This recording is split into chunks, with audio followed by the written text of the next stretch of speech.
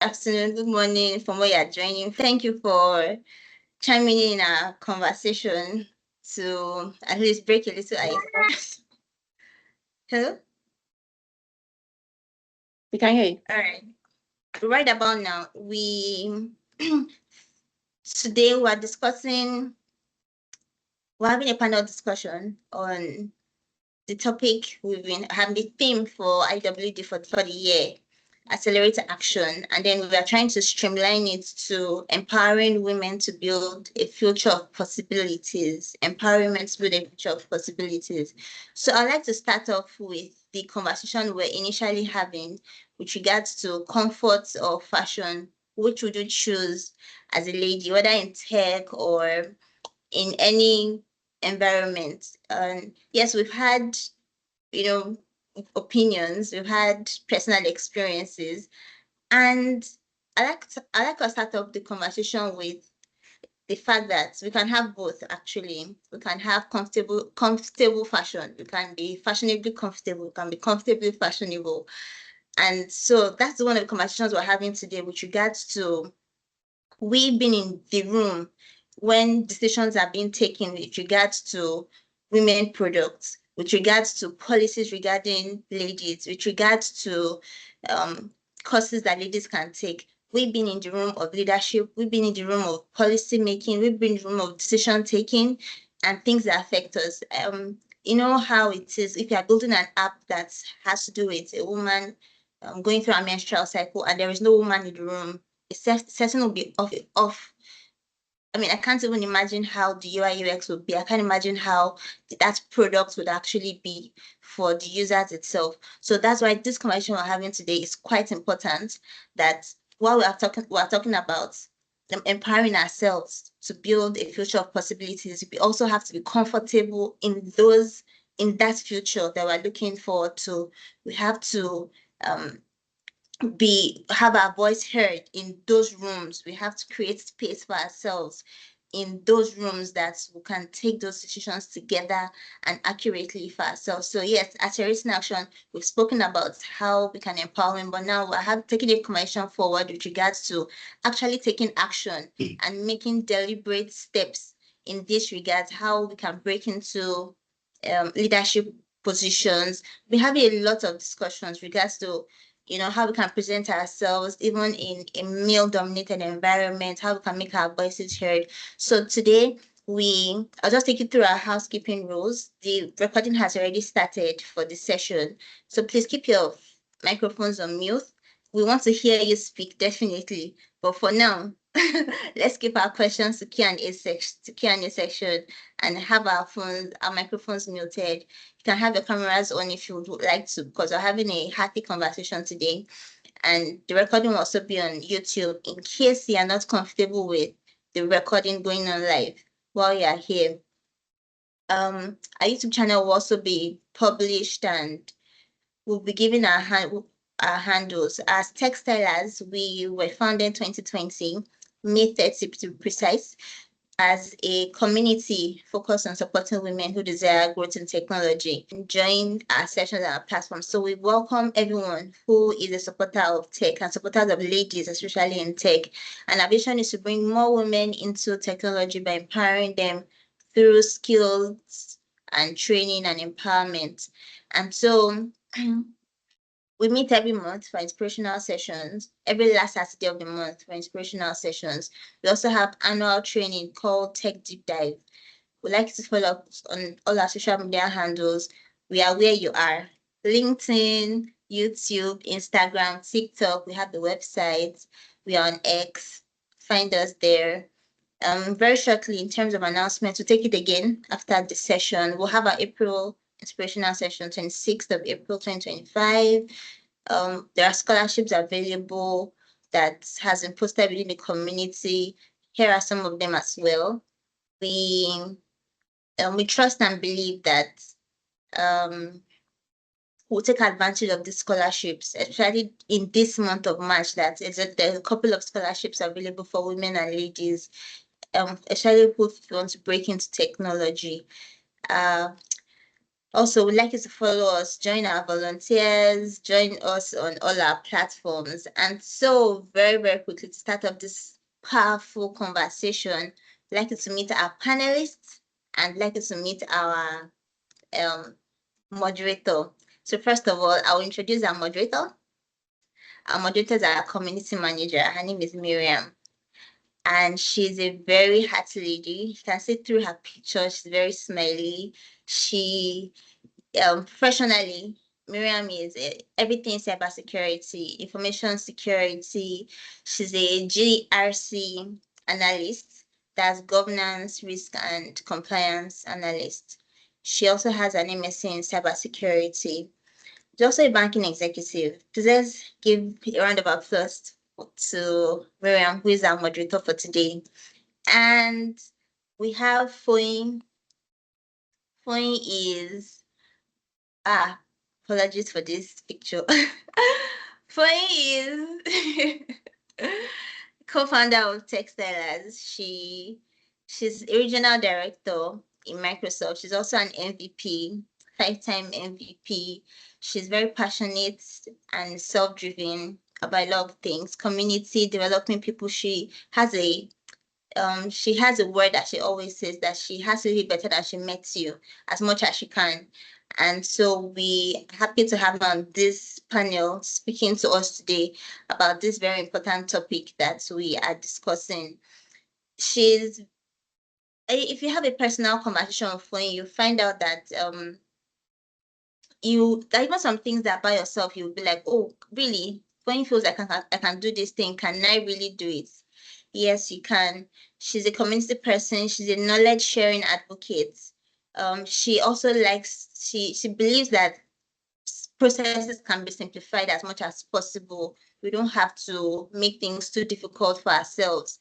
And so this conversation as well, we'll find out that from the points you're probably given today, that as ladies, there are things that we find as obstacles that we can actually overcome quite easily through making things a lot easier for ourselves. And then next is MJ.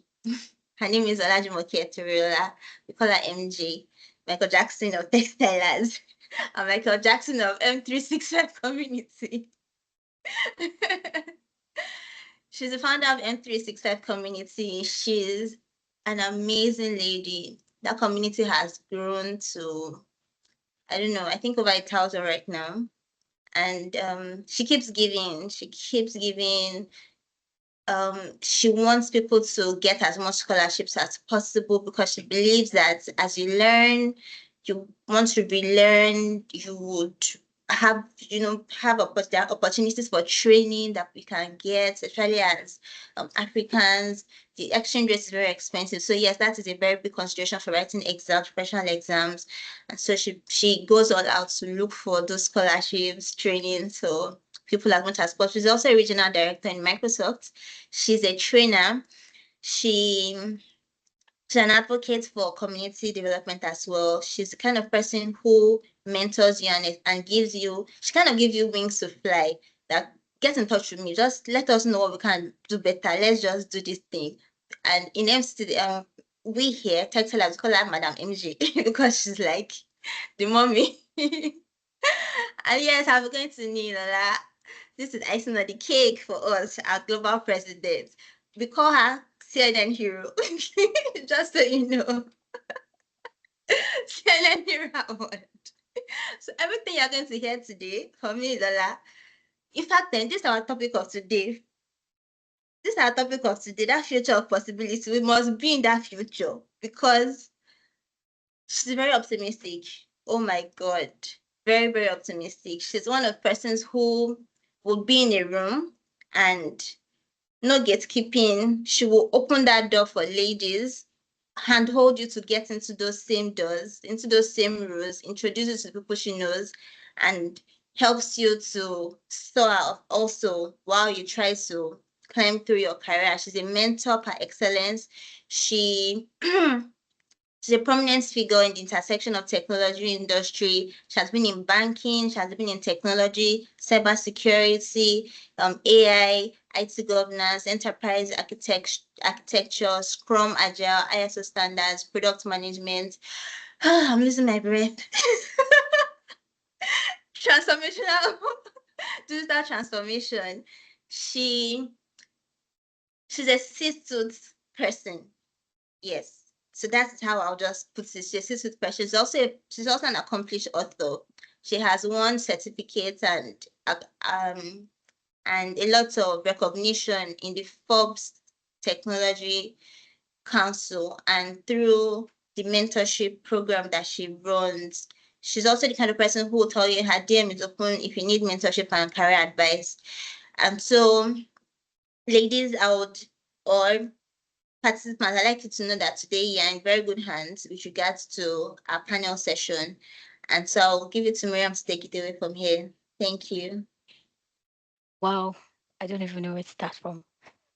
Thank you so much, Lara. That was so, I mean, I'm sure we all got the message. Yeah. So we're in very good hands and we intend to make very good use of it this evening. And that's why I would say I hope we all came with our notes and just make sure you have something penned down. You don't want to have this session and then you don't have anything to fall back on after the session. So yeah. Thank you so much, Lara. And I would have said let me do your bio, but if I start, we'll probably close by tomorrow. So let's start. I can't go through that. So today we already know that we're celebrating the uh International Women's Day, and we know the theme already, which is Accelerate Action. And for us here in TechStylers, our team is Accelerate Action, empowering women to build a future of possibilities. And we've already spoken about our panelists for today, so I'll just dive into our first general question, which all the panelists will be giving us like a little bit of what they understand from the topic. And this first question is to all the panelists, and it's what does building a future of possibility mean to you in the context of women empowerment, and how can we turn this vision into reality? So, just for a start, I would say, Madam MJ, if you can start that first, that'd be great. All right, thank you. So if you say Madam MJ, that's like a double Madam because the M in the J is actually so Madam there. Thank you so That's much, Miriam. thank you. All right, so that's why I'm so used to the MJ, and thanks for that question. So to begin with, for me, I think building a future of possibility in the context of women empowerment means creating that's equal opportunities for women to be able to pursue their goals and dreams, and then without actually being mindful or even um, being bothered really that they're going to be facing some form of barriers due to their gender and all of that, whether it is societal, whether it's cultural, whether it's economical. I mean, sorry, economic obstacles. I want to believe that the opportunities is there for women, and that shouldn't actually limit their potential. So that is for me what's building a future of possibilities is like. And then to the second part of the question on how do we turn this vision into reality? For me, I believe we should actually start from the home environment. I mean, oftentimes we think that it is until we get to that pinnacle or that pinnacle of our career that is when it matters that, oh, women are given opportunity. But right from the home environment, from the home front, is actually very important. The way we treat the female child to the male child, the access they have, especially when you look at areas where female, I mean the girl child is, I mean, marginalized in terms of education and all of that, or even the kind of gifts that parents will buy for a child. I mean, and all of that, we used to say something, they will buy the girl child a door, while you buy things like the electric car and all of that for the boy child to do with, to work, to play with. All of those things actually um create a background of how you instill confidence an ambition in a child, in a girl child. So all of those things is where I think you should start. And more importantly, one also should be concerned around the education. A lot of opportunities are there in the STEM related courses, and then you find very few women there. And probably maybe because in terms of education is not even, when you look at the northern states of Nigeria, for example, education is not even something that you feel that a girl child should have and all of that. So creating that platform for a girl child is quite very important for me, and those are the ways you can turn those vision really to reality for them. And again, you look at mentorship. A lot of the females today do not have access to mentorship, and even when they do, I'm not too sure that they're able to connect with the right mentors. That can actually provide them the right kind of guidance, the support and encouragement to be able to navigate their career and personal development the way it should be. So some of those things are what I believe is going to create that platform when people have access to it more. More than ever, if people have access to such kind of platform, especially females, I believe it can turn actually that vision or dream of that and become really a possibility.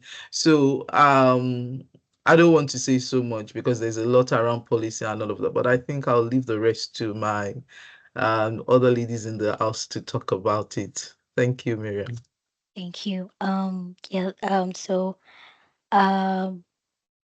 I just, if you just want to jump in on that question briefly, Madam Foyin, please, that would be great. If you want to just jump in on that same question, what does building a future of possibility mean to you in the context of women empowerment, and how can we turn this vision into reality? Thank you so much, Miriam. And MJ has covered a chunk of the answer. And I love what she said about even starting from the home. So there is stuff we can do in the offices, in the workplace, but the foundation starts from the home, because building a future of possibilities starts with creating the right mindset, the right belief system in the girl child. So once the girl child knows that everything is possible, once you have broadened her mind not to see herself in a particular box, then she's already coming into the world, into the workplace with that breadth of possibility. And then when given the right opportunity, wherever she finds herself, she's able to flourish, because the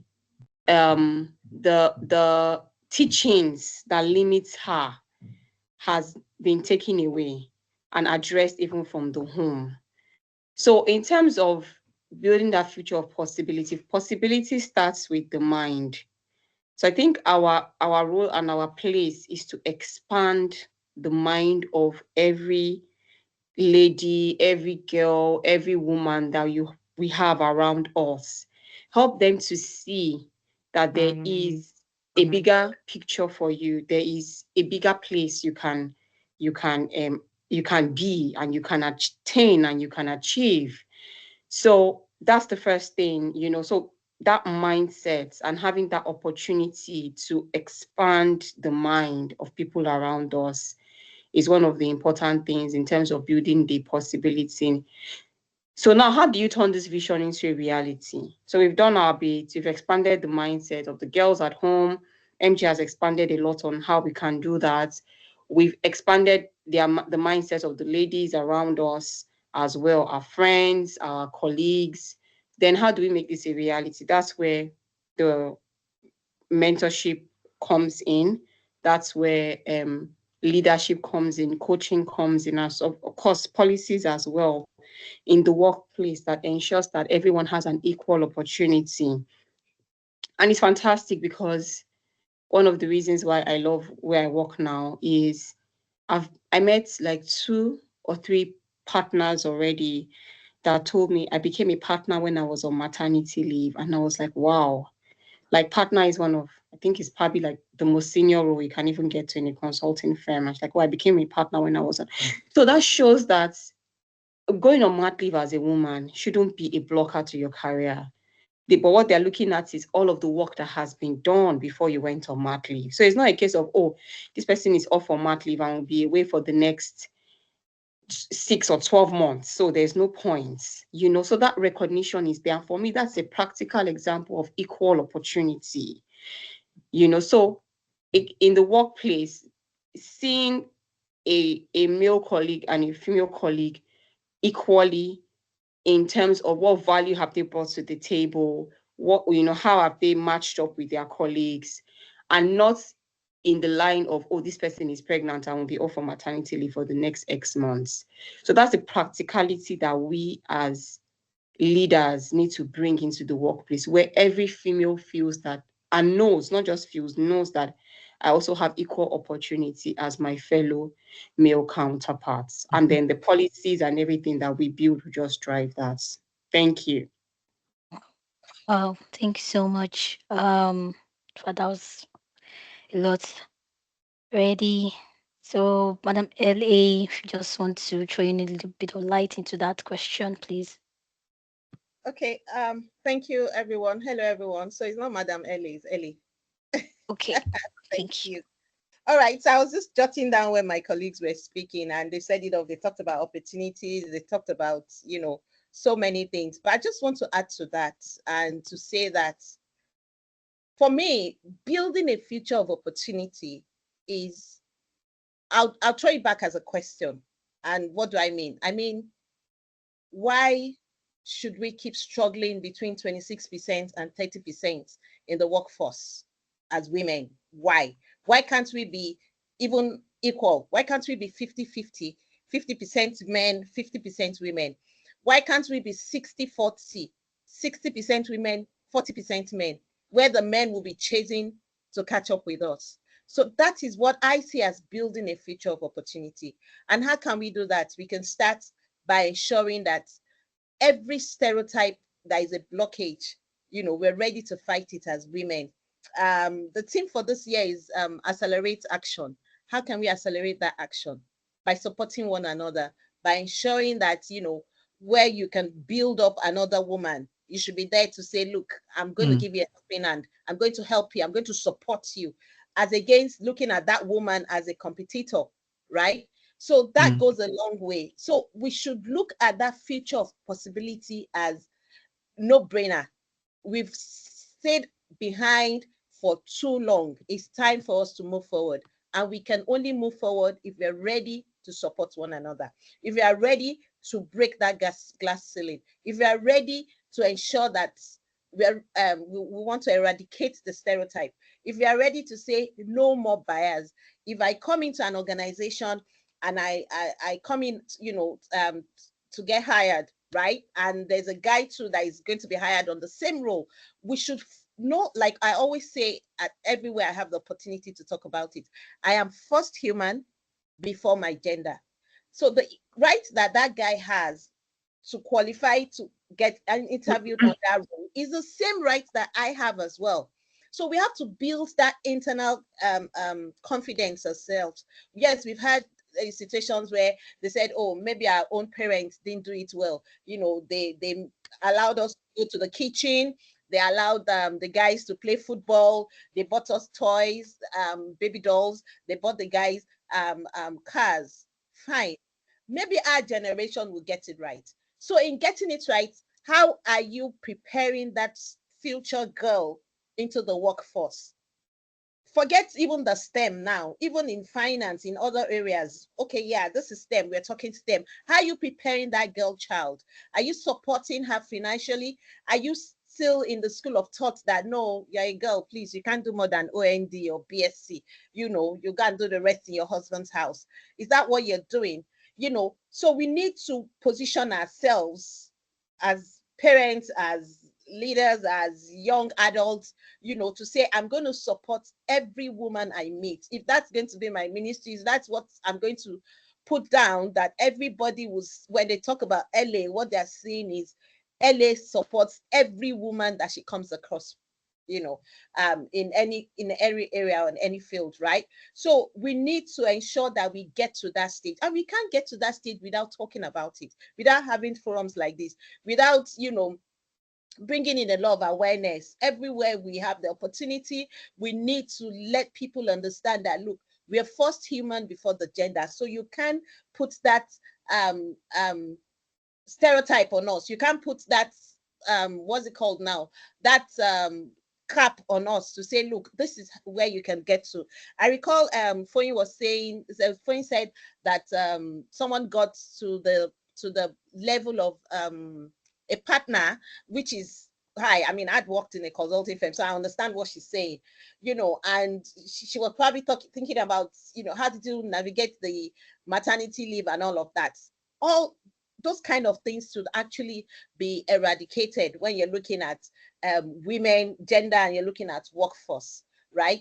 Because that's the only way you can get the best. I mean, there's a school of thought that says that, you know, when you find a lot of women in as CFOs, you know, chief finance officers, because the women are more trustworthy and all of that.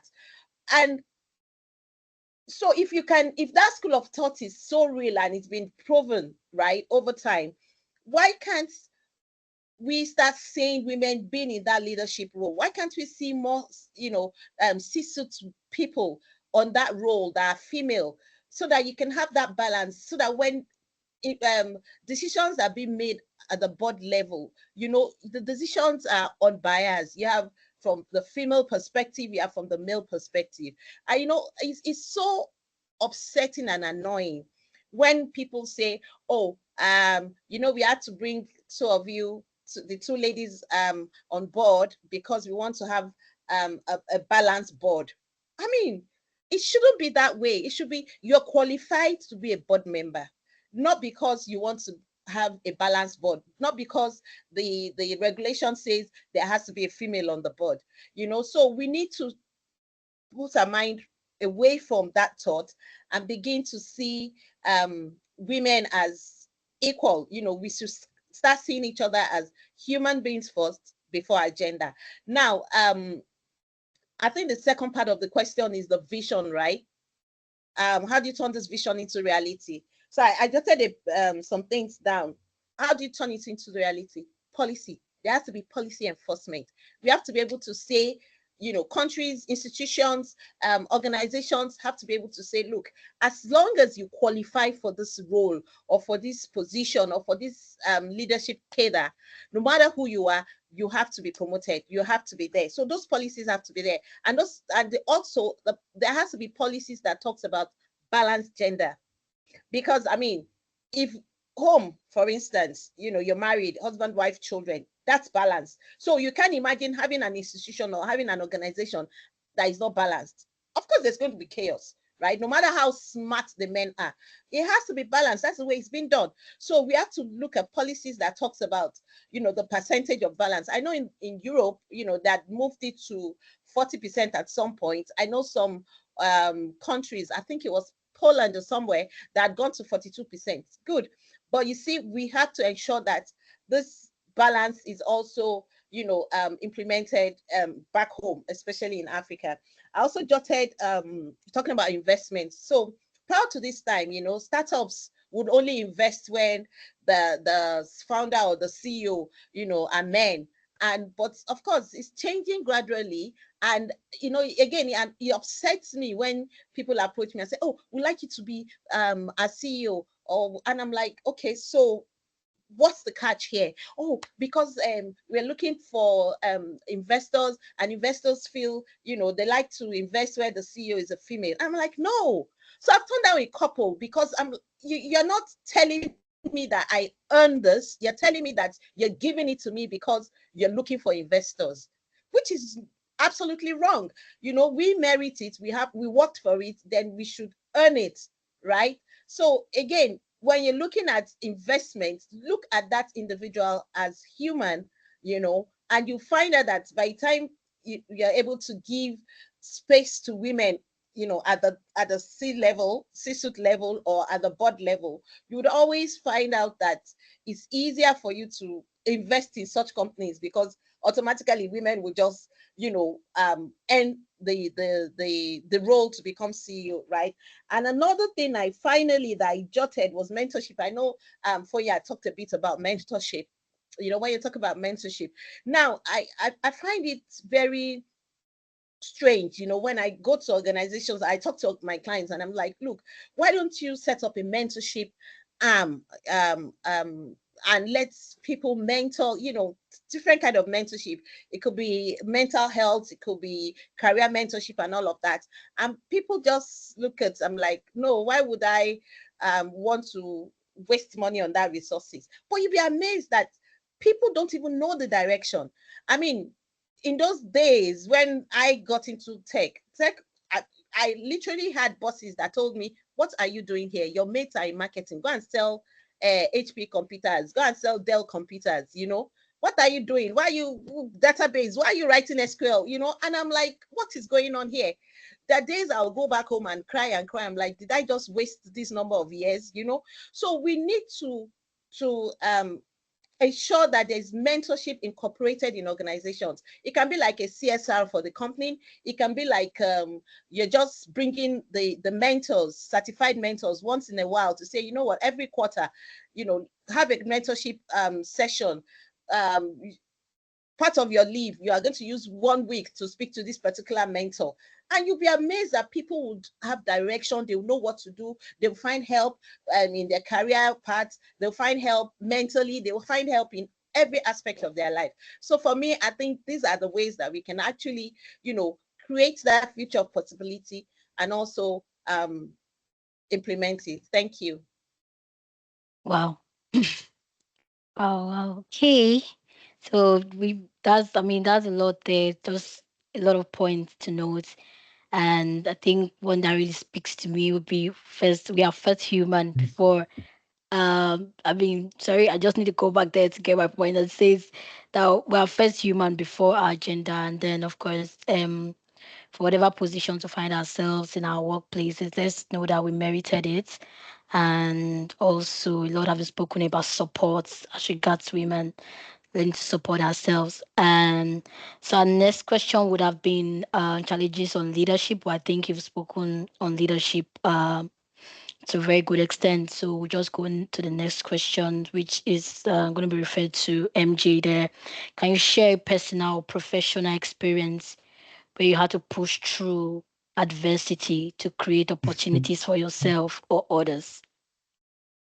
Mm, that's a very, very good question. And I think I'll start with and I think I say a lot of this when I'm in any forum that permits me the opportunity to share my experience of when I started first in the tech world as a female.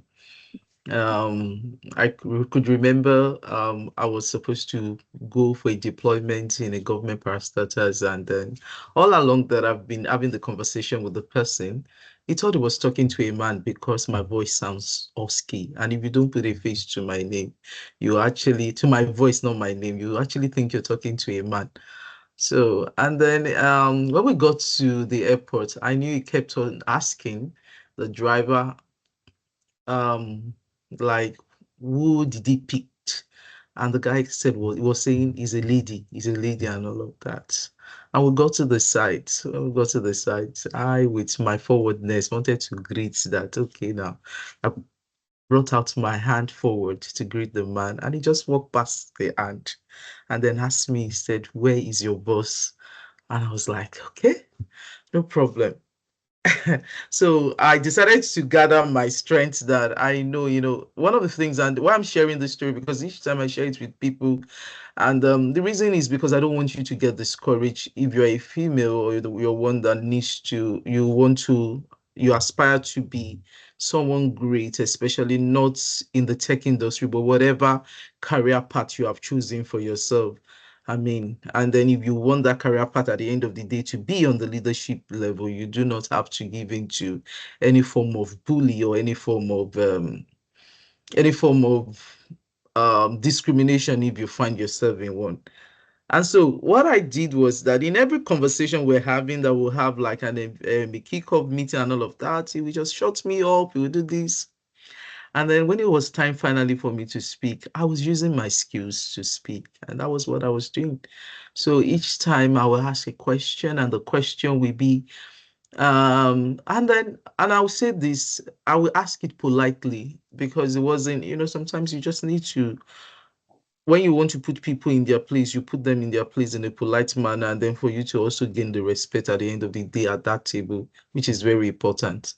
So I ask him questions, and the question, I'll use the terminology that is technically right for me to use.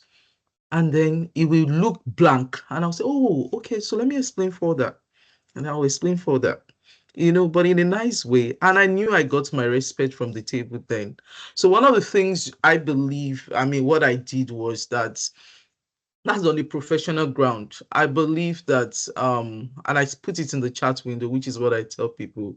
I've seen situations where you do not need to become, even if you're going to be confrontational, you do not need to, at the end of the day, be to become such person that is aggressive around it.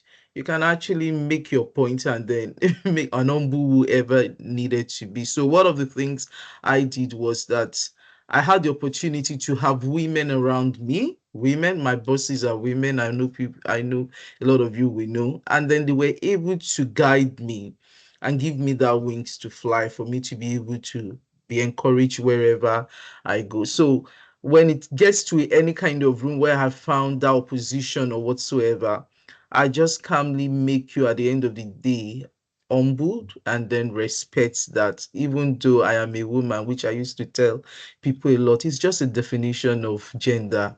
It has nothing to do with your skills, with your abilities. It has nothing to do with what God has given you. And then that voice, make sure at the end of the day you leave that voice at the table, you leave that presence at the table before you leave that room, which is very important. Then on a personal ground, it's quite very funny, because last year, I think if at all there is anybody that will know, maybe it's Fuyi, or probably maybe Ellie will know a little bit about it.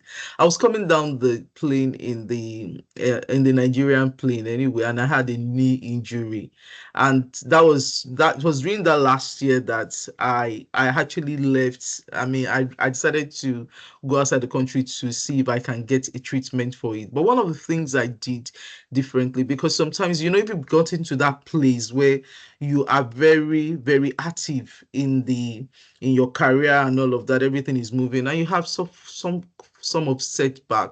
What is quite very important is that you look for things to do in giving back to people.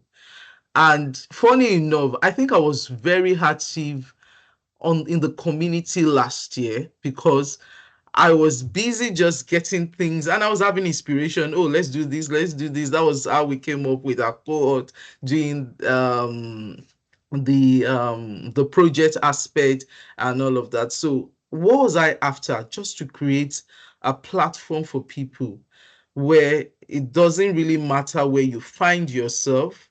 It doesn't really matter what has happened to you, but you can still push against any form of adversity, against any form of any setback that you are experiencing, and you can just make impacts not only to yourself but even to people around you. And then I feel the last year I was able to reach a lot of people. I was able to inspire them.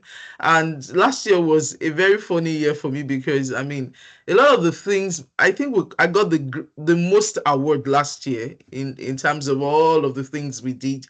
And that was just like, it was a lesson for me to say that when you find yourself in a situation where you feel it is not comfortable, it is more of an adversity, but sit back and say, how can I channel the energy in a positive manner to inspire people and also to create opportunities for them? So those were two things that I've learned through my journey in this tech world. And I think, I mean, this platform is a good one for me to share it. So over to you. Thank you. Wow, thank you so much. I mean, even the comment section is so busy. Like, I can see somebody saying, like, if you're given opportunity to scream, like, I'm a woman, it's the gender, not my skill set. Like, that's so powerful. I mean, it's just the gender. It doesn't say what I can do and what I can bring to the table. And I totally enjoyed the part where you said, when you bring it on, you don't need to bring it on with all the force and all that. Just humbly do your thing and they'll see, let the result just speak for itself. That's so powerful there. So we just go to the next question, and this is though for you. So in your leadership role, what key strategies have you found effective in fostering inclusion and encouraging women to step into leadership or innovation spaces? So, from my experience, one of the things that I've tried to do is um, pick out certain women that I want to mentor. Right. So when I see, I'm interacting with my team, I can see that these women are fantastic. Right. So what I do is I intentionally say, you know what, putting a call in my calendar. Let these sessions that we have, let these discussions that we have not be random. Let it be structured. So I want to meet with you once a month. And this is not talking about your growth here in the organization, but I want us to look at your growth 360. What are the areas that you want to grow, not just your technical skills, because your technical skills can take you so far. What do you want to, what are the other skill sets that you need to develop? So, and then I have, and then we put the call in the calendar, and then we meet once every month to talk about that. It doesn't, we may not even talk about anything that is work related or the organization related, but it's more about you as a professional, as a female professional, and your growth and your aspirations and how I can support you intentionally. So I think one of the things that we don't do is we're not very intentional about our growth. We just kind of ride the waves as it goes.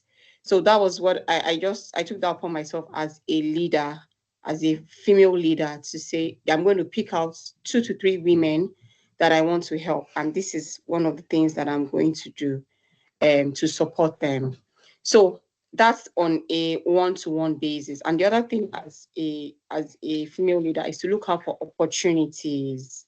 So when there are opportunities to do some things in my team, I say, oh, I think you'll be good for this. Or why don't you do this? This is going to give you, additional visibility, even to the senior executives. Because a lot of women don't put their hand up. And I completely understand, because I went to a women event and someone said, look, it's okay if a woman doesn't want to put her hand up. She may have a lot going on in her personal life at home. She's completely stressed out. So we don't have to make them feel bad for not wanting to put their hand up. And that's fine. And she was like, some people don't want to become executives. Some people just want to be happy where they are in their own space. And that's completely fine as well. But if you are an aspiring woman and you want to lead and you want to grow and that's your desire, then you need to put your hand up. You need to take those opportunities that come your way. So that's another thing I have done. And I've been very blessed in my career. All of my mentors were men. As I look back at my career, I think I have had only one female mentor. Now, when I say, let me not say mentor, let me say sponsors, right? Because these are people that just saw me and said, look, for me, you can do this. Take this opportunity, get this done. So it wasn't very intentional, like saying, oh, I want you to mentor me. It was more of people that were just interested in my growth. But one of the things that they did was they gave me the platform. They gave me that opportunity. There's an opportunity, I think you can do this. There's an opportunity, I think you can do this. So I think for us as women, that's what we need to do. We need to take the opportunities. And as leaders, we need to help the women say you can do this, because a lot of us don't put our hand up for stuff. You say, oh, you can do this, or come to this event with me.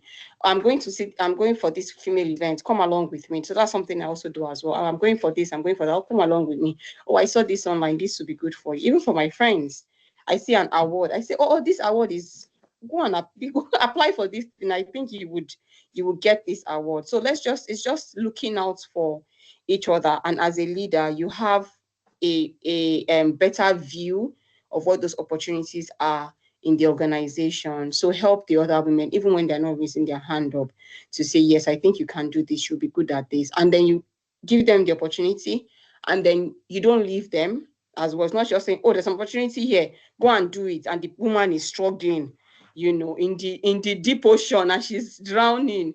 So, but you're still there, you're leaving her, but you're letting her know, I'm here. If you need anything, let me know. And I'll actively, support you. So I think that's what we need to do as female leaders. Be intentional. Just say this year, and the mentorship doesn't have to be long. 1 year is okay. And I tell people, you don't need a forever relationship with mentorship. 1 year is fine. 1 year, pick 3 women. I say, these 3 women, I want to intentionally support their growth and their career this year. And then you have the meetings, you're talking to them, helping them. And then you're also looking out for opportunities, because as you know where they are, what they want to do, where their passion lies, you're now looking for opportunities within the organization that can help them to grow and express themselves more. So those are the key things that I've done. Wow.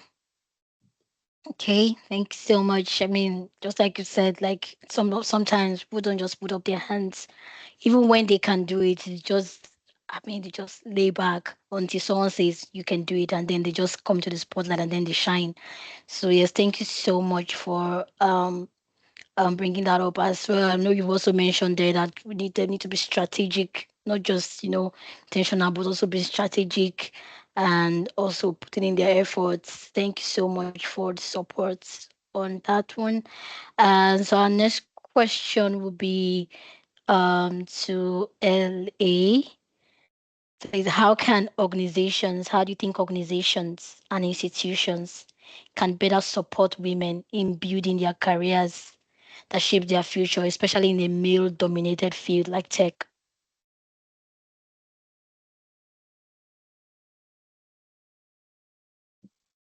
Sorry, I'm not sure we can hear you. Seems to be muted there. I didn't realize that I No, was it's fine. muted, guys. So again, I'm going to make reference to the, what I said the last time. Thank you for that question.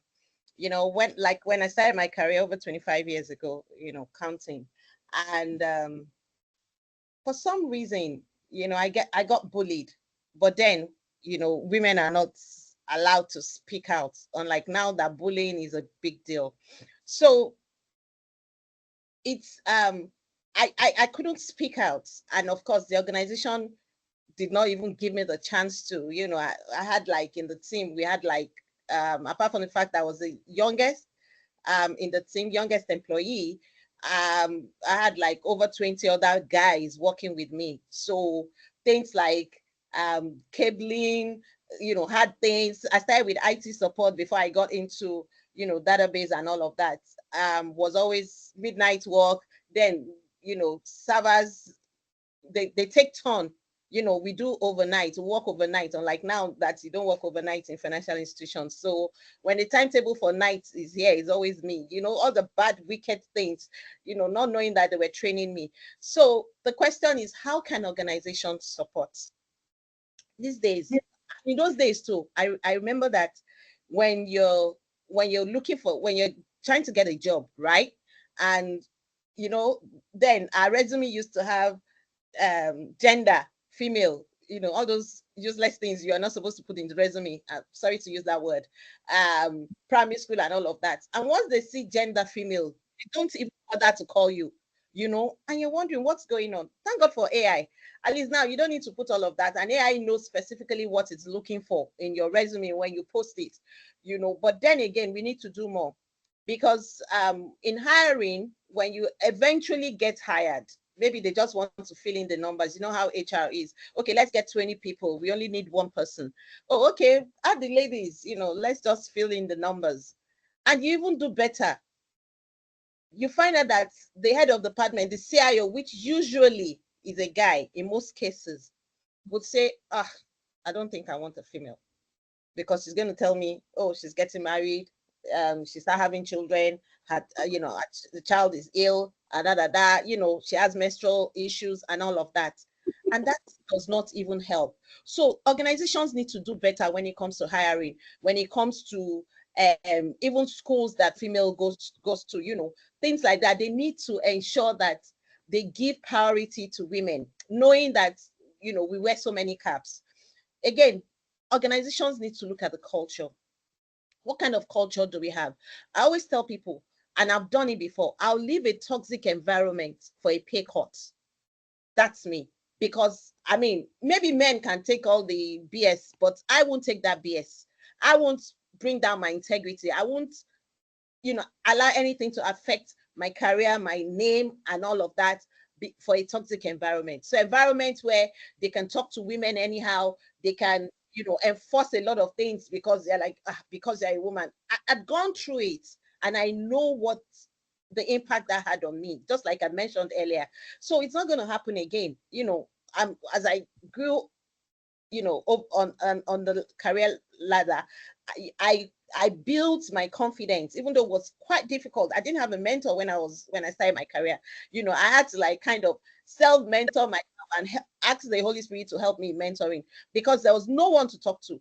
Everywhere you go to, they are male, in tech, engineering, software development, this, that, everybody. They are just the big guys you could look up to, the big people you could look up to are male. So it was so difficult. And when you say, hey, but you too, maybe you should go and look for a job, and start selling Microsoft products, start selling, Oracle products, start selling HP. I mean, you're wondering what's going on. So there has to be that environment that would allow, women to strive, women to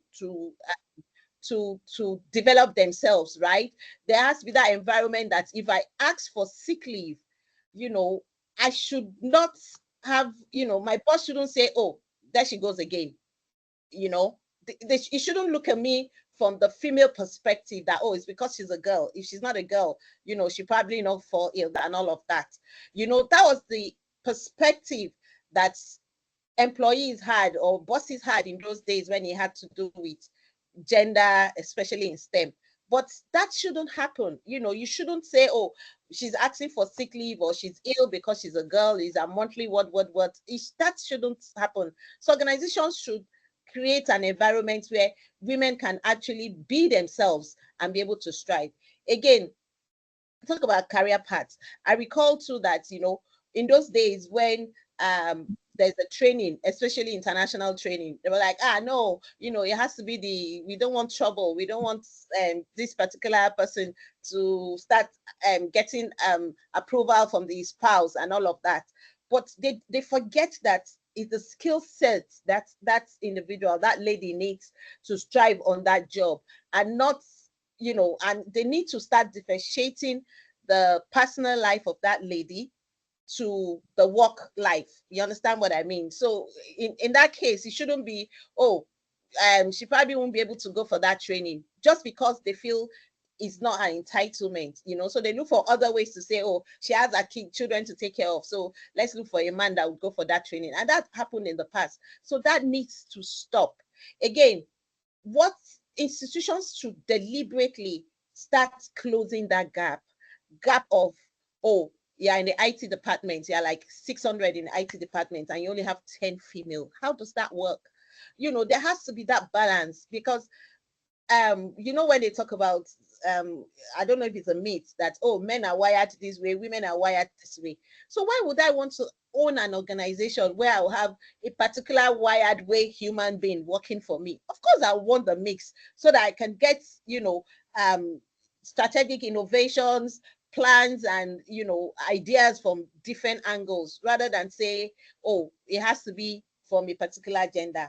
And of course, when women come up or they get pregnant and they ask for maternity leave or they ask for sick leave, or they ask that their babies are sick and whatever, there has to be consideration. Organizations should look at the gender women to say, because of their peculiarity, because they bring a whole human being into this world, let's, when it comes to things like remuneration, we shouldn't use the sick leave or the maternity leave as a yardstick, right? They should look at how they can give them a work-life balance, so that when they have that work-life balance, they'll be able to concentrate more at work and also at home. And that would help them to strive. They would even enjoy what they're doing. I tell you what, there's been a statistics. I can't remember the number now.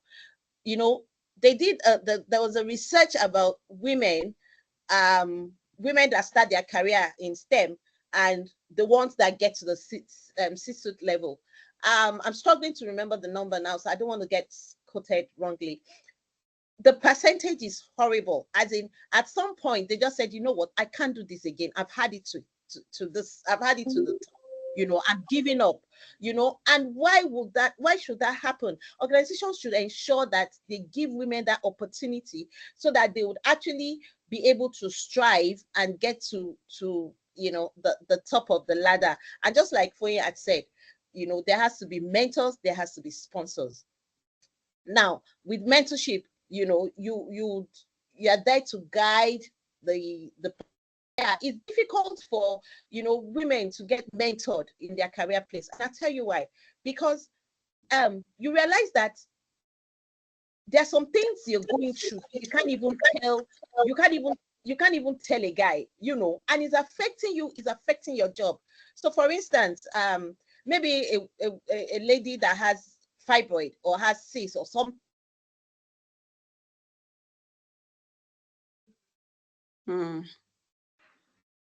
It's a very valid point. The internet needs to come back. Just drop. I apologize. I think it's my network.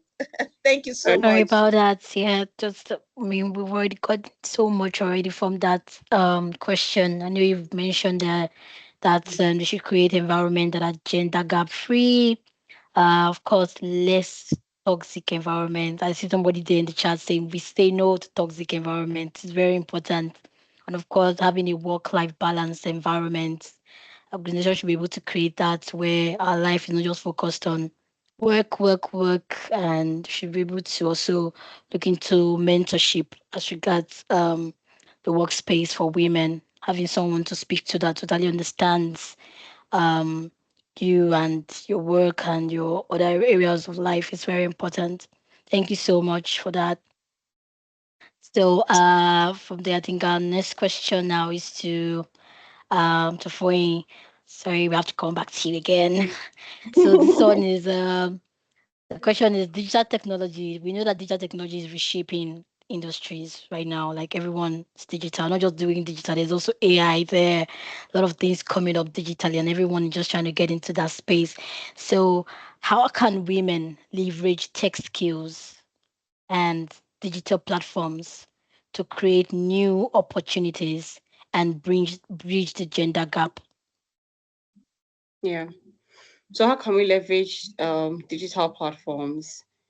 I would say there is a lot of knowledge out there, and we just need to be intentional about it. There will always be a million and one things fighting for our attention, but we need to set time aside to leverage these digital platforms. So it ranges from everything. There's all sorts of AI tools now. In fact, there's no reason why we should have a gap. Like once you say, oh, you're thinking about this, immediately go to the AI tool and ask the question.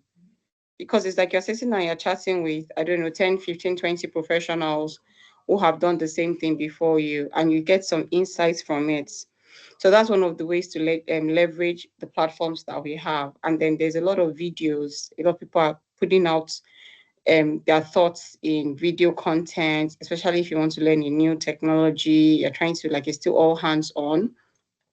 And then we also have the platforms, community platforms like TechStylers. There are other women-focused platforms, and even not just women and men platforms out there that you can sign up for connect. So the main thing is you need to connect with like-minded people, because there's a lot you will learn just listening to people.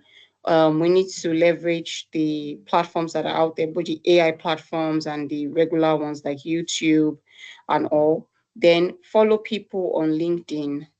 So there's a lot of thought leadership that is on LinkedIn. So look at people who have similar interests with you, people that are doing what you think you would want, what you think you want to do in the next 5 years. For example, if you're aspiring to be a CIO or a CTO or a CEO, follow people that look like you when you grow up. So you can see what are they saying, what are they talking about, what are they doing now. So those are the things that we can do. And then just have conversations, or learn from people's stories. Or what were your top, what was your top 3 advice? What are the 3 big experiences that you had? And what would you say to your younger self if you had the opportunity? So once we have opportunities like this to have conversations, ask the questions and draw more from the wisdom that people had, and you just learn from it, and it makes your journey faster and quicker. And as I'm saying this, I would also like to say this: the men are not the enemies. I think we need to understand that very clearly. We're celebrating International Women's Day. That's why our focus is on the women. But men are not your enemies. Men are your sponsors, they are your allies, they are your supporters as well. I was saying when I answered the last question, that I've had a lot of sponsors in my career, 16 years now, and they have been men who have just said, Foyin, go and do this. Foyin, this is an opportunity. I want you to lead this. I want you to be part of this. I want, there's something here. Are you interested in doing it? So even my current job, it was a man that came to me and said, Foyin, I want you on my team. Come and join my team. So men are not the enemies, and we would always work with them. We would always have them around us as well. So let's leverage that support as much as we can. Like, don't shut your mind out to say, oh, I'm only looking for a female mentor. If I can't find a female mentor, then I don't need a mentor. No. The male mentor may also have the knowledge and the skill set that you need at that point in time. So again, we're first humans before gender. So let's not misunderstand the International Women's Day message. It's not that, you can't get any value out of the man because he's a man. No, you can. So let's broaden our mind. You can have a male mentor, you can have a male sponsor, you can have a female mentor, you can have a female sponsor. What is most important is, where am I going? Where do I want to go? And who can help me get there? So if it's a male mentor that is available to support you, to sponsor you, to help you, then that's what it is. Embrace it, make the best use of it. And I love what MJ said. You have to, when she was saying her story, you don't want to appear like you're saucy, and everybody's like, oh, don't go near her. Or if you say anything to her, she'll say, oh, it's because I'm a woman, or is that why you're talking to me like that? Or, see how she managed that situation with a lot of maturity. So you don't want to appear aggressive as well. I know that some of what I'm saying may come out like controversial, because we always say, oh, no, don't. But first, you are a human. And you want to demonstrate the qualities of someone that is collaborative, someone that is, ready to work with people, and someone that is not a feminist, because again, we're all first human. So I just wanted to say that important part, that your mentor for this time of your life that you need may be a male, and don't shut your mind out of that. It may be a female, fantastic, but don't say, oh, only female mentor. If the mentor is not female, then I don't want. No, that mentor may be the person that you need at this point. So please, let's just, keep an open mind to that. So that's probably a side note, but I just thought it was important to say it. Thank you, Miriam. Thank you very much. That's very important. Thank you so much. I know you've already mentioned there we should leverage the use of AI tools, video content. YouTube is very helpful. Honestly, I'm a big fan of YouTube because you see a lot of people that have done what you're trying to do. You just need to mirror what they're doing. Makes life very easy. And still talking on mentorship. Thank you there for bringing out the light of mentorship, which is very important. And we've just gone to LA as the mentor and the mentors. So we have a question for you as regard mentorship, and is mentorship we know is often cited as a key driver for women's success, which Finn has already highlighted there. So how can women find and maximize mentorship or sponsorship opportunities to accelerate their growth? All right, thank you so much. So again, there's a difference between mentorship and sponsorship, right? Mentorship is actually someone that guides you, advises you, help you with your skill development, show you tools to use and all of that, concern about your career path, even your personal life. While a sponsor is someone that says, look, just like Foyin said, you can do it. I know you have all it takes, someone that recommends you, someone that is always, happy to push you forward and make sure that you get to that C-suite level or get to that leadership level. Now, how do you now take advantage of that? Or where do you find such people? You can find mentors internally, right? And the reason why I said earlier that, it's a lot easier if you are a female and you want to talk to a female mentor. Of course, I totally agree with you. You can find your mentor anywhere. But for a female, especially for some female that are very shy or they have personal things to discuss with their mentor, they rather want to pick a female mentor to say, look, I don't know if I can carry on with this pregnancy and with the kind of job I do. I think I want to, do something about it. And you have a mentor there that is saying, look, I've been there. You can do it. I even had twins, while I was doing this. I tell you a quick story. When I was writing my MCP to get MCP in those days, 2000, 2000, when there was the millennial bug, I actually went to NCR. I don't know if a lot of you know NCR, with my baby that was like less than 3 months old. So I gave the baby to a guy to keep for me while I entered the exam hall. Of course, there you have a lot of people writing the computer-based exams, right? At some point, my daughter was crying so much that the guy had to bring my daughter in. I was breastfeeding her and still writing my, and when I passed, I just screamed. I forgot that there was a baby, there. I just screamed with that excitement and all of that. So you can imagine if I had a mentor, someone that could, like I said, in those days, there was nothing like a mentor that I could talk to that was a female that I could relate with. The person will probably just say, you know what, leave this child. Express, nothing is going to happen until you get back from your exam. You know what I mean? So there's a place, just like Foyi said, there's a place for both of them. But, with women, we have a lot more going on, with us. Not that we don't know the job, not that we don't, you find out that, female, and I'm sorry to say this, female career mentors are even, they are very smart, let me use that word, let me not compare, not that we don't know what we're doing, but we're just struggling with a lot of things at the same time. And that's why I said earlier that at some point you find out that the diminishing return is always like declaring when you see people that start from STEM. If you look at your class, maybe like you had lots of people that, you guys are female, maybe like 10 female, 20 male, while you were in university. By the time you do a statistics of it, now you probably be the only one still in tech. Some are probably, look, I just want to open a shop. I want to create more time for my children and all of that. But if they come to people that already, they've had their family, they have grown up children, they can say, look, if I can do it, even when life was difficult, you can, right? So you can find mentorship internally and externally.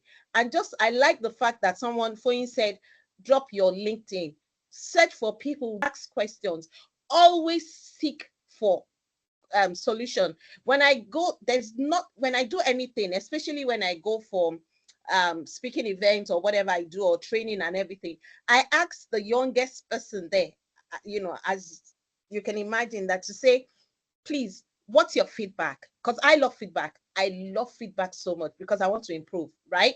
So you should look for people, get into communities, you know, make sure that you find people that you can relate with, people that are probably going through what you're going through, so that when you speak, they're speaking from a place of empathy, not a place of, oh, it's okay, you can just do it. They don't feel the pain you're going through. I mean, there are lots of things that we women keep to ourselves that we like. Some will say, look, I'll take this to my grave. As a woman, I can't even say it to anybody. But if you have a female mentor, I can say, Funyi, I don't know how to navigate this. This is what I'm going through. And this thing is affecting my job. Should I just quit this job and face my family? And she said, wait a minute, what are you talking about? I have a family and I'm a director here. So what are you telling me? But if I tell that to a guy will say, look, you had better just quit that job. Oh, your husband is rich, he can take care of you. But he doesn't feel you that way. And that's where the place of a mentor comes in. But I mean, if he's my sponsor, I will just say, no, no, no, forget about the marriage. You need to, build your career and all of that. And, the person is coming from that place of, I'm your sponsor. I need you to be here. I want to show off that eventually, I was able to put LA at this position. Do you understand what I'm saying? So we can actually look for mentors internally or externally. You can look for mentors, go online, Google Mentor is there. So many mentor ADP lists, so many mentorship places are there. And you can go on LinkedIn as well to look for mentor, and for me, I mean, if they say no once, they can't say no forever, and it depends on how you say, just like MJ said, say it in a very pleasant way, act in a very pleasant way. I love your profile. I just checked your profile, is amazing. Sweet talk the person, just like, Lara is an expert. She can even be your mentor when it comes to sweet talking.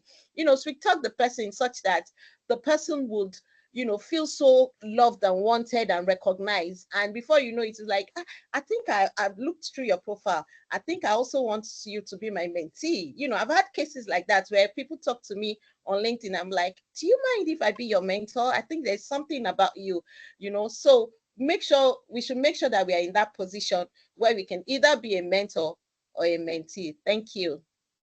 Oh, thank you so much. Thank you so much. That's very insightful. And just there, that this comment for Nigerians who know, they say follow Nuru. Thank you so much for it. That's very important. Just follow Nuru, and that that's very good. Thank you so much. I think the next question there is for MJ. How important is networking? How important is networking? And what strategies would you recommend for women to build strong professional connections that open doors to possibilities? All right, thank you, Miriam. I think we start from the last comment you made. Follow who no roads. I mean, no, follow who no road. I think that's where you start your networking from. And again, you cannot overemphasize the importance of networking. To be honest, networking is incredibly important in your career journey. And I'll tell you what, Ellie, we were in a session, I think that we organized for the insurance people, the Nigeria Insurance Association, and Ellie was the one anchoring that program. After the program, I think I was just networking with her. I was speaking with her, and then I told her about what we do in TechStylers, and boom, that is how we find ourselves here. So to be honest, I'll tell you one of the things that is quite very important. You can't overemphasize the importance. Is it following? It was dream, just networking with her in the community. Joy. I mean, the very important people I've met in my life. Zili, the Franca, all of us. It's quite very important. It's something that opens doors of opportunities for you, and it actually helps you around your professional growth, to be honest. Apart from that, any woman that is seeking to strengthen their professional connection, actually, networking is one thing they should take seriously. And how do we build these strong professional connections, really? How do we build it and then open doors for us? I think my sisters in the in the room have already said a lot of things. mentorship is part of it. Make use of the social media. I used to tell younger women to say, you see, the same effort and cost I will use on social media is the same effort and cost I will use to use social media to my advantage in a positive way. And what do I mean by that? I can decide if I want to waste my time on, I'm not against TikTok, I'm not against Facebook, to be honest. Don't get me wrong. I'll because it will require data from me. I will use data to do that. I will use data to check up comments that may not even, or to watch some TikTok videos that may not be productive to me at the end of the day. But then I can use the same data and time to watch, to look up someone on LinkedIn, or to look up someone even on that TikTok, or even to look up someone that can positively impact me in a way. So it depends on how you use it. I'm not against that. You can have fun. That's not what I mean. I'm just saying that sometimes I tell people use the social media to your advantage. And so, if you want to strengthen your professional connection, that's one important thing. You have the LinkedIn, you have Twitter. There are so many podcasts going on there. Look for those people that do those podcasts. Look for those people that inspire you on LinkedIn. Reach out to them. Ask them that you want to be in their network. Connect with them. Start by connecting to them. Start by joining or their program. If they host any program, join the program. Comment, like their posts, do all of that, and then you start gaining your way, or you start gaining your way gradually into their consciousness that you are rooting for them. So when it comes to time for you to approach them to say, oh, I want you to be my mentor, you have already created a soft landing for yourself. So I believe that way you can, that's one of the ways you can get your strengthening your professional connection on time. Another thing is that create your own brand also. Look for something that probably maybe even is around, maybe reposting somebody post, and then just say something on it. Create your own brand, create your own niche, create something that works for you. It can even be that, oh, maybe it's a leadership talk, or maybe it's like a mentorship, or you just create something. Some of us we're quiet. We just want to to be humble. I'm not against you. I'm looking for the lack of right word. You can't you then there is need for you to be aggressive when it comes to pursuing your professional growth. I'm not saying aggressive in a wrong way. Be aggressive in such a way that you have like a plan that you have mapped out, and you are intentionally following it. You are making sure that, oh, this is what this is where I say I will be in this particular time, and you're aggressively pursuing it. Nobody's going to pursue it for you. That's the truth about it. And so look for how you can use the social media to your advantage. Create your own niche, create your own brand. Again, conferences like this, when you see conferences like this for women, these are discussions that is going on. Leverage on this kind of discussion. Come in there, show your attention. Show your presence. You can like someone's comment. You can comment on someone's comment, and then give your feedback, and then you're creating an awareness for yourself gradually. You're creating that networking for yourself. So most times, that's why I said sometimes you need to be aggressive. Not that you can, you just need to be quiet. Oh, I want to just be humble. I just don't want to say anything. Yes, we can be shy, but then you start pulling out of your shell most times when you find out that it is necessary for you um to start coming out from your shell, and then make comments. So that's one of the things I feel. And I like the way what she said. I just want to buttress on what she said. Maybe the other part of the story I don't normally talk about the man. Funny enough, we are very close friends, so we've even gone from both professional to now personal, that even family wise, his wife, the son. There was last year when I traveled to Port Harcourt, he called me and said, "Is me the son we listen to that? I should come and speak to the son." You know, so those are the kind of I mean, and then that's one of the things I like, the facts. I just want to put that on. People use people to your advantage. Don't use people in a way that at the end of the day you don't think that should end it. Constructively give your feedback, constructively say your the things you do not like, and then don't take things so personal. I can have a very strong conversation with you that I don't like what you have done, and the next minute I'm very professional. The next minute, let's move on. So some of those things is what you should look at. And then back to the fact of I think my sisters have said a lot about mentorship. I don't want to overflow the issue, but what I think I want to put on it is that as much as you seek out for mentors, ensure that you follow up. Don't meet with people and then just leave it. Follow up with them. Sometimes I know people follow up with me and follow up on me, and then the truth about it is that I feel so bad that I do not have time for them because I'm quite very busy. But because they follow up, I have them at the back of my mind that I need to reach out to them. So when you have met a mentor, also do what? Follow up with them so that you can help solidify your connection and keep the door open for future communication. Is quite very important. And lastly, I will encourage anyone to say volunteer. You want to create a very strong network for yourself, volunteer. You might be a silent volunteer. You can just volunteer and say, "Oh, I just want to be the one to be bringing out this post." No, the truth about it, you can't do such a thing that any one of us will not be concerned about you. Like when we say, "Oh, I think I need to invest in three ladies' life," because she sees that somebody is doing something. So sometimes you want to volunteer in a group, and then that actually showcase also your leadership and teamwork skills, that people can now start seeing and say, "Oh, I need someone on my team. I think that person is who I should call." So I think I'll leave it at that, Miriam, because of lack of time.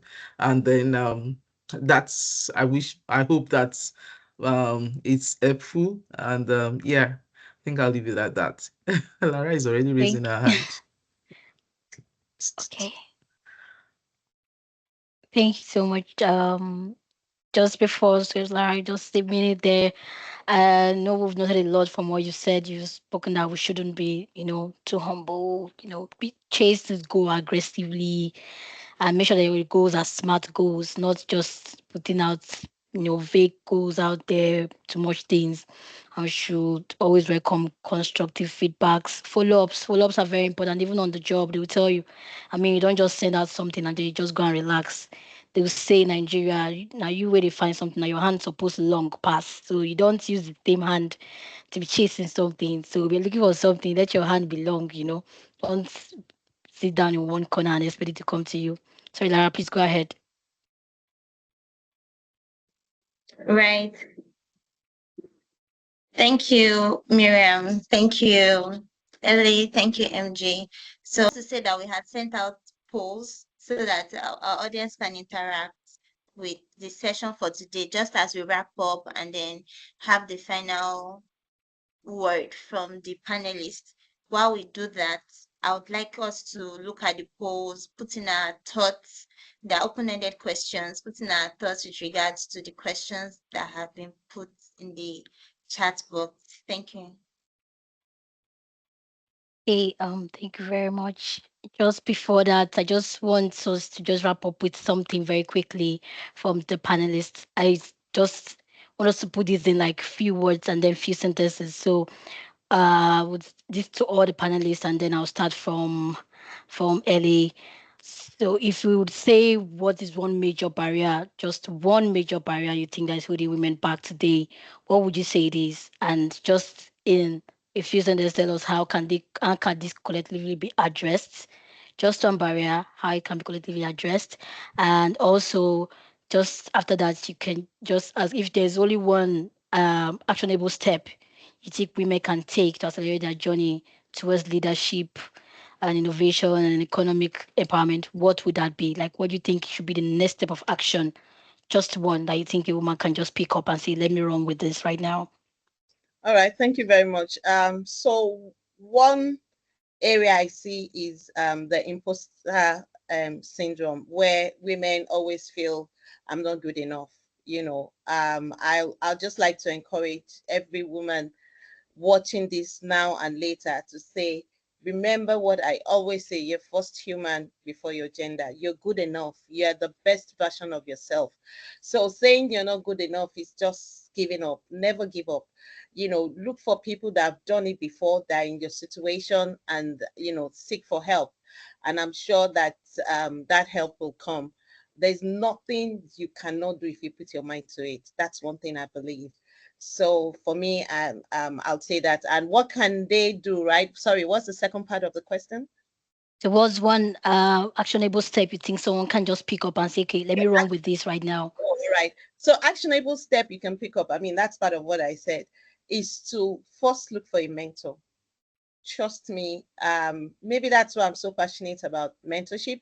I never had that opportunity, and I'm not saying I would have been a better version of myself. I'm the best version right now. I can say that proudly.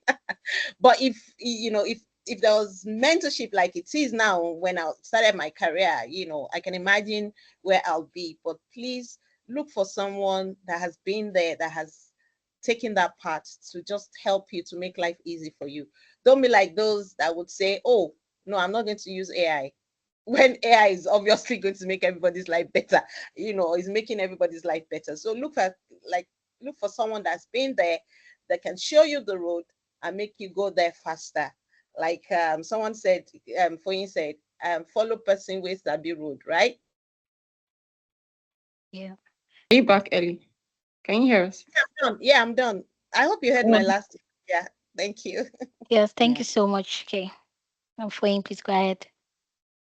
Okay, so I would say that what's holding us back is, I think a lot of it is confidence. There's always this second guessing yourself to say, am I sure I can do this? Am I ready for it? Do I have the answers?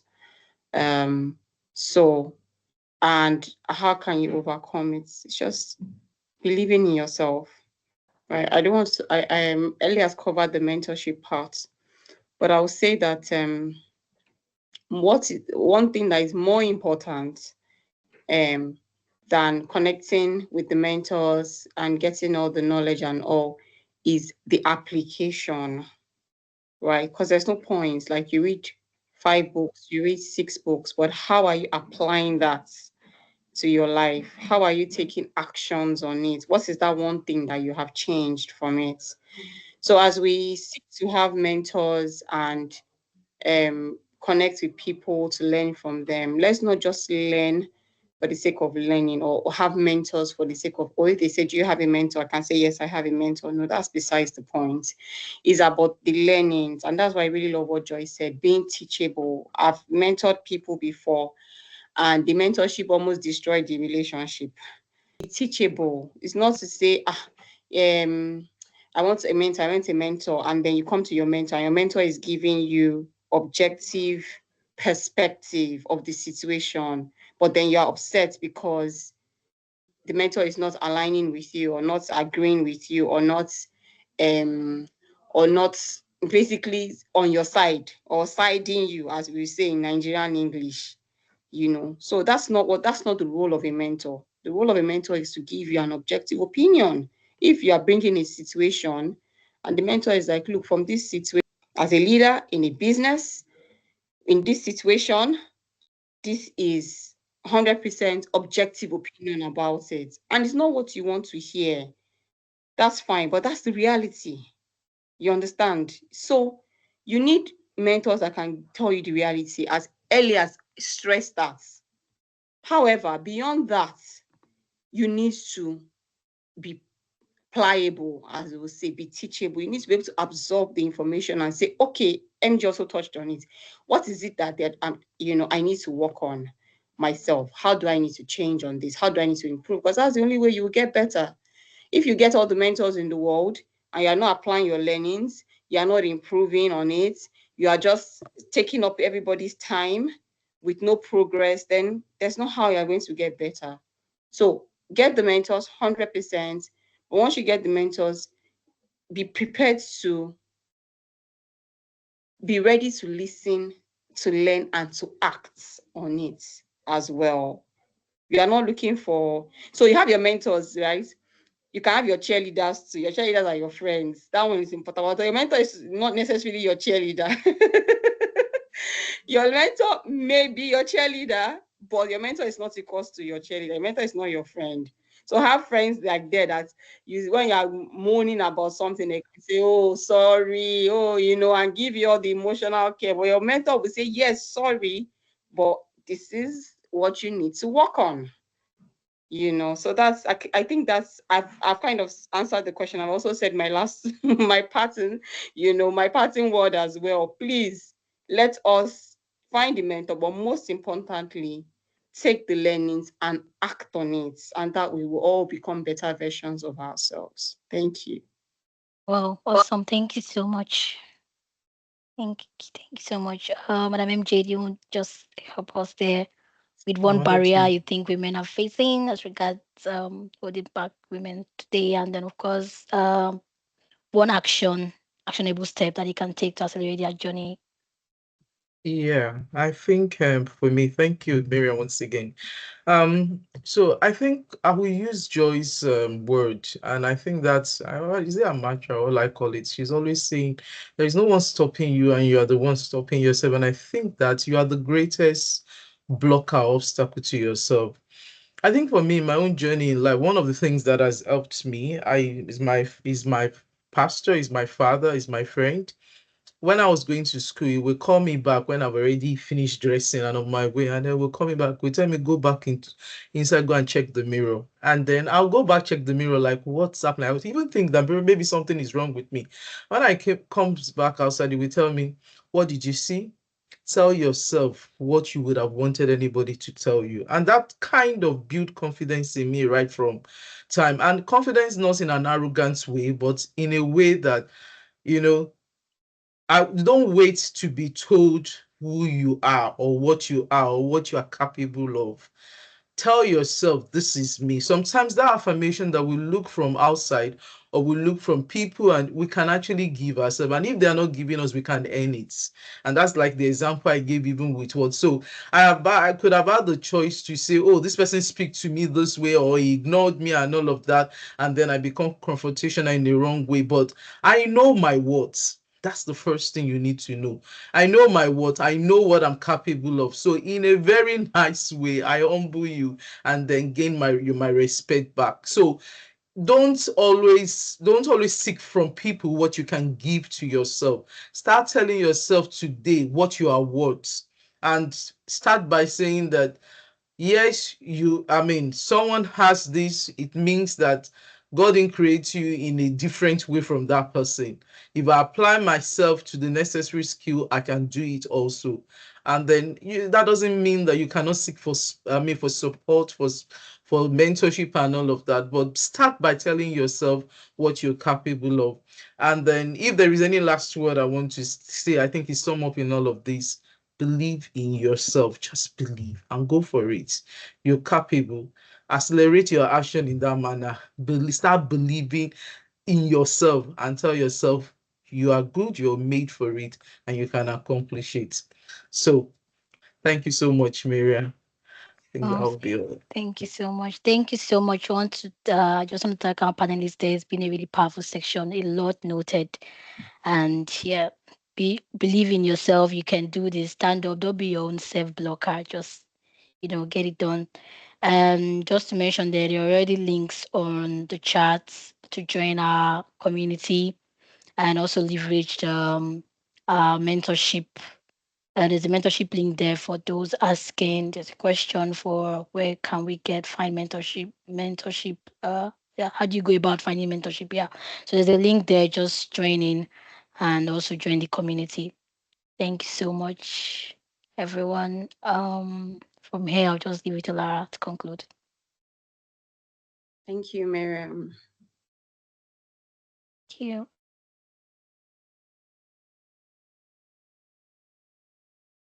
Shola is still on the call. Okay, yeah, I think we can call it an evening. We've had the announcements and we've